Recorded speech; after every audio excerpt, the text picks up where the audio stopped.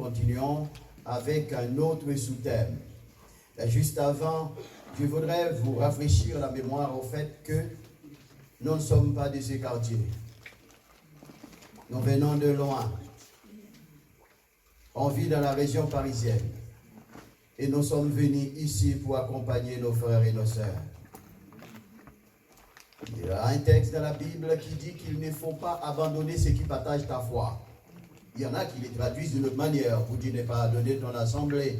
Mais l'assemblée des chrétiens sont ceux qui partagent sa foi. Donc moi je sais que vous êtes ici, je me déplace. Et Dieu fait grâce. Je ne suis pas venu tout seul. Donc, que tous ceux qui sont avec moi puissent se lever aussi en quelques secondes sans aucune prétention de les déranger.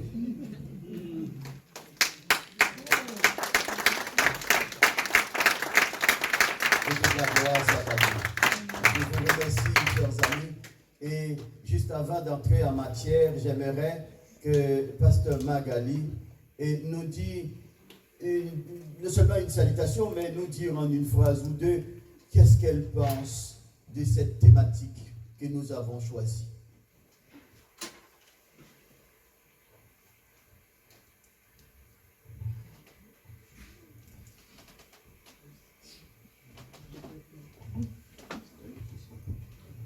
Bonsoir à tous. Bonsoir. Voilà, Pasteur Man m'a fait vraiment la surprise pour parler de cette thématique qui est tellement intéressant, ce thème qui parle où Jésus voulait rappeler à Pierre et Jean, je vais lire quand même le verset, j'aime bien lire la parole de Dieu, excusez-moi, où il a dit à ses disciples, parce que Jésus c'était quelqu'un qui aime bien enseigner, et comme vous savez dans le texte, c'était, je crois que c'était Jean et son frère qui voulaient être le premier, et Jésus a profité pour montrer qu'est-ce que c'est être le premier dans son royaume. Amen. Amen. Et c'est pourquoi il a dit, celui qui, on va lire le verset, Marc 10, verset 43, verset 44, il n'en a pas ainsi parmi vous. Celui qui veut être grand parmi vous sera votre serviteur, et celui qui veut être le premier parmi vous sera l'esclave de tous. Waouh! Dans ce monde où nous vivons, quand on parle de grand, quand on parle de celui qui dirige, on voit tout de suite la domination, on voit tout de suite la toute-puissance, l'autorité, on voit tout de suite la tyrannie, l'écrasement, l'assujettissement des peuples. Mais Jésus, lui, il va vraiment, celui qui va montrer, en tant que serviteur, servante de Dieu, nous ne sommes pas appelés à être comme ça, mais nous sommes plutôt appelés à être servis. Amen. Donc, dans le royaume de Dieu, ça parle plutôt, quand on est dirigeant, ça parle plutôt de service, et ça parle plutôt de l'humilité.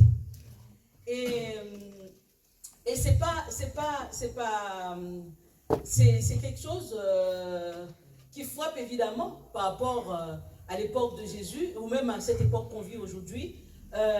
Servir, être humble, être dirigeant, être leader et servir. Mais pour cela, mais je peux vous dire à tous ceux peut-être qui va être ordonné demain ou peut-être qui est déjà dans le ministère, c'est vraiment un principe qui est selon le cœur de Dieu. Et je ne sais pas qu'est-ce qui a été dit pendant ces 2 jours, je crois que je vais essayer de me rattraper. Et c'était vraiment bien que notre serviteur va dire leader, soyez, je crois que c'était leader, trouve-toi toi-même. Et pour se trouver, on ne peut que se trouver en se connectant avec la pensée de Dieu, en se connectant avec le cœur de Dieu, en se connectant avec la parole de Dieu. Et sachant que notre Dieu est un Dieu de grâce, c'est un Dieu de miséricorde, c'est un Dieu de pardon. C'est-à-dire pour servir Dieu, pour être un leader selon le cœur de Dieu, nous devons connecter la parole de Dieu avec le cœur de Dieu. Sans connecter la parole de Dieu avec le cœur de Dieu, nous allons passer à côté de notre tâche, malheureusement. Et je ne vais pas être long, en gros, moi ce que j'ai pu comprendre dans ce texte qui a été choisi par notre pasteur, c'est-à-dire pour être un leader selon le cœur de Dieu, nous avons besoin non seulement d'être connectés avec Dieu, avec ses pensées, nous avons besoin aussi d'être humbles, nous avons aussi d'être au service des autres, et c'est ainsi que nous pouvons être un leader spirituel selon le cœur de Christ. Que le Seigneur vous bénisse. Merci, pasteur Magali, et de nous dire ce qu'elle pense.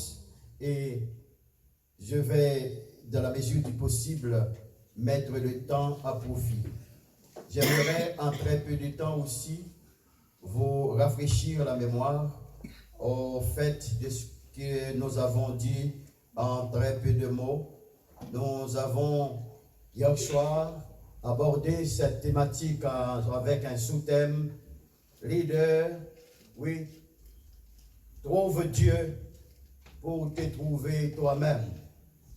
Et nous avons expliqué en utilisant ce texte du prophète Ésaïe, dans le chapitre 55, qui nous fait comprendre, entre guillemets, aucun homme, aucune femme ne peut prétendre trouver Dieu si Dieu lui-même ne se laisse pas trouver. C'est pourquoi nous devons être humbles. Le fait de trouver Dieu est un privilège extraordinaire, car Dieu est là, mais nombreux sont ceux qui ne peuvent pas le trouver parce qu'ils n'ont aucune disponibilité pour cela. Dieu appelle, mais nombreux sont ceux qui n'entendent pas. Si vous êtes là, ce n'est pas le fruit du hasard. C'est parce que il y a une semence qui a été faite. Elle est tombée dans vos cœurs. Et vous devenez sensibles aux choses de Dieu. C'est pourquoi, chaque fois que l'occasion se présente, vous vous faites violence pour être là. Amen, amen, amen. On se fait violence pour être là. Et tout le monde est logé à la même enseigne. N'est-ce pas, pasteur Damas? N'est-ce pas? Nous sommes tous logés à la même enseigne. Le pasteur Damas, c'est l'homme que j'aime. Et qui nous a amené le prophète de l'Éternel. Et l'apôtre ou prophète, dis-nous tout. Prophète ou apôtre? Ah, prophète. Ok, on va s'adapter, serviteur. Alors on va s'adapter. Le prophète est là. Eh bien, le prophète a dit, pour trouver Dieu, il faut que Dieu se laisse trouver. Et lorsque Dieu se laisse trouver, il métamorphose l'être. Il transforme l'homme. Il utilise la femme. Et il donne à ceux qui sont déboussolés, désorientés, il leur donne le goût de vivre et le courage de supporter les maux. C'est le travail divin. Et comme Dieu était sur la terre avec nous. Mais l'homme a choisi de donner la clé de l'église à Satan. Dieu a créé une église, n'est-ce pas? Oui, on appelle ça jardin. Dans la Bible, on dit jardin d'Éden, mais c'est une église que Dieu a fondée. Et il a mis un pasteur dedans. Et le pasteur a donné la clé de l'église à Satan. Mais le pasteur a eu le temps de prêcher avant de donner la clé. C'est pour ça, dans l'église de ce pasteur qui a péché, il y a quelques chrétiens qui restaient encore vivants et qui vont remplacer le pasteur qui a péché. D'où Noé, je le répète, bien aimé, je vous l'avais dit que je vais le répéter. Dieu a remplacé le pasteur qui n'a pas respecté le leadership. Le leadership est quelque chose à respecter. Il y a le leadership naturel, il y a le leadership spirituel. On ne joue pas avec ça. On ne peut pas s'auto-proclamer leader. On n'a pas le droit de faire cela. Mais Dieu appelle et il se laisse trouver. Et c'est ce que nous avons vu hier et ce matin. C'est cette thématique disant chercher Dieu pour se trouver soi-même. Il y a un homme qui cherchait Dieu, mais personne ne pensait que cet homme-là, dans sa situation, pouvait être compté parmi ceux qui cherchent Dieu. Premièrement, cet homme ne pouvait pas entrer à l'église. Il n'y avait personne pour l'aider. Cet homme ne pouvait pas entrer non plus dans les synagogues de Satan qui existaient à l'époque, parce qu'il n'avait pas le droit. Dans le peuple, au milieu du peuple Israël, un handicapé, un aveugle ou pas, était considéré comme un maudit. Donc vous ne pouvez pas vous mettre avec les saints.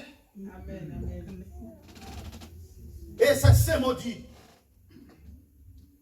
qui étaient en quête de Dieu. Ce maudit selon le peuple Israël, qui est en quête de Dieu. Mais vous aussi, et moi, combien nous maudissons déjà? Combien d'hommes et femmes qui viennent à l'église pour prendre un pansement et nous les avons mis dehors? Parce que nous pensons que nous sommes au-dessus d'eux. Mais le leadership, c'est quoi en fait? Je ne suis pas encore dans la thématique, mais un petit résumé quand même. Le leadership, c'est se mettre au service d'eux. Si le leadership est l'office et le leader est la personne qui exerce l'office, alors l'office c'est quoi dans l'église?